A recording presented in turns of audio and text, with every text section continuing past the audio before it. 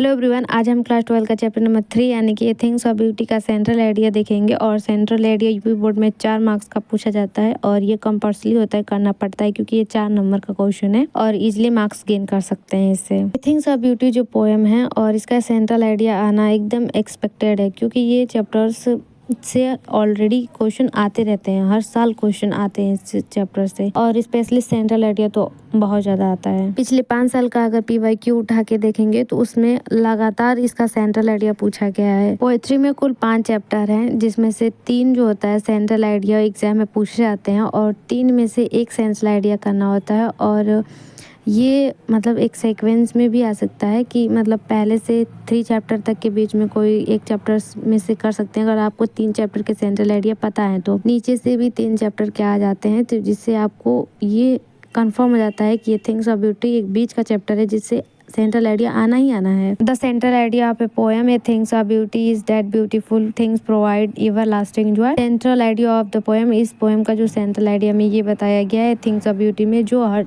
चीज़ होती है, चीज़ों की जो खूबसूरती होती है वो हमें एवर लास्टिंग हमेशा जॉय, पीस यानी कि शांति एंड कंफर्ट यानी कि आराम देती हैं एक ह्यूमन बीइंग को। According to the John Keats के according beauty is a eternal, beauty एक इटर्नल है, मतलब कि न इसकी बिगिनिंग होती है न इसकी एंडिंग होती है, ये हमेशा रहता है। इट नेवर फेड और लॉस इट्स चार्म, और इसकी खूबसूरती कभी कम नहीं होती है, ना कम होती है और न इसकी खूबसूरती कभी ख़त्म होती है। Even when a life is full of sadness, जब जीवन पूरी दुखियों से भरा हो, दुख से भरा हो, नेगेटिविटी से भरा हो, फेलियर से भरा हो, होपलेस से भरा हो, beautiful things act like a healing balm. Beautiful things जो होते हैं, जो सुंदर चीज़ें होते हैं, ये कि हीलिंग बाल्म की तरह काम करते हैं। दैट रिफ्रेश आवर माइंड, जो हमारे माइंड को रिफ्रेश करते हैं, ताज़ा करते हैं। And give us strength to move forward, और हमें मजबूती देते हैं कि हम आगे बढ़ें।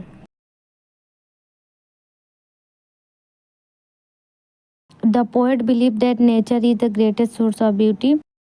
पोएट जो हैं जॉन किट ये विश्वास करते हैं कि जो प्राकृत है वो सबसे अच्छा सोर्स है ब्यूटी का, सुंदरता का सबसे अच्छा स्रोत है। The sun, moon, tree, flower, river, animals and even story of the brave heroes all inspire अस।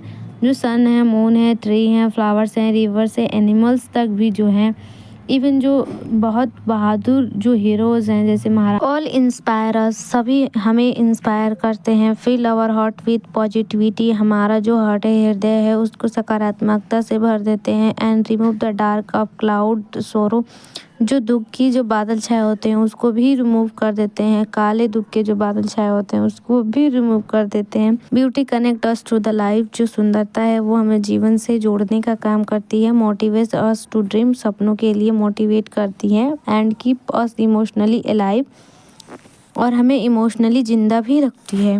वैसे तो बड़ा भी लिख सकते हैं लेकिन 200 से 300 वर्ड में आप इजीली लिख सकते हैं बिकॉज नंबर मिल जाते हैं। 4 मार्क्स का होता है, अगर आप अच्छे से लिखते हो तो मिल जाएंगे। If you want all chapters summary, central idea, how many question asked, 5 mark question, 3 marks, ask the question, I definitely reply all the comment. काफ़ी सारे लोग जो स्कूल में सेंट्रल आइडिया टीचर्स लिखवाते हैं, सारे बच्चे वही लिखते हैं और बोर्ड एग्जाम में भी वही लिख देते हैं, जिससे कि एग्जामिनर को ये लगता है कि सारे लोगों ने एक दूसरे का ही लिखा है।